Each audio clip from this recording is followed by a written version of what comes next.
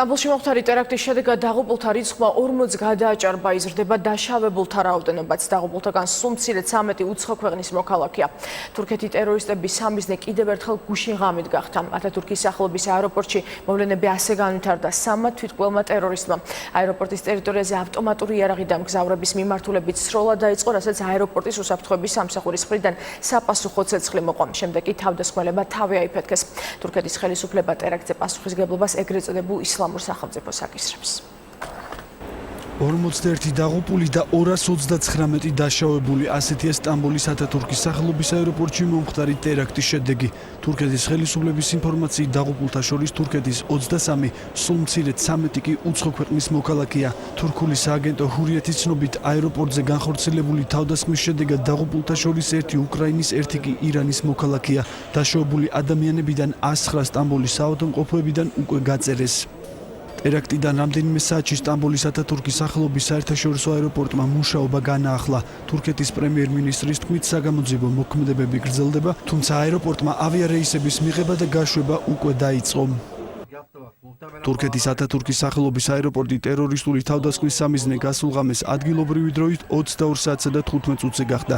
სამი ტერორისტი აეროპორტის ტერიტორიაზე შეიჭრა და მგზავრების მიმართულებით ცეცხლი გახსნა. თვითმკვლელთა განცხადებით, ერთ-ერთმა ტერორისტმა ასაფეთქებელი მოწყობილობა აეროპორტში განთავსებულ მეტალოდეტექტორებთან აამოქმედა. ტერორისტების მხრიდან დაწყებულ სროლას აეროპორტის უსაფრთხოების სამსახურის მხრიდან საპასუხო ცეცხლი მოჰყვა. შედეგად სამივე ტერორისტი ლიკვიდირებულია. თვითმხილველები მომხდარს იხსენებენ. ორმხრივი სროლისგან შესაფუთი მანქანები გვიცავდა. ტერორისტები ესოდნენ პოლიციას და იღებდნენ საპასუხო ცეცხლს. ჩემს უკან მყოფი ადამიანი დაიჭრა. შემდეგ უკვე დავინახეთ, რომ დეტექტორთან მოხდა აფეთქება. დეტექტორთან მყოფი ყველა ადამიანი დაიღუპა.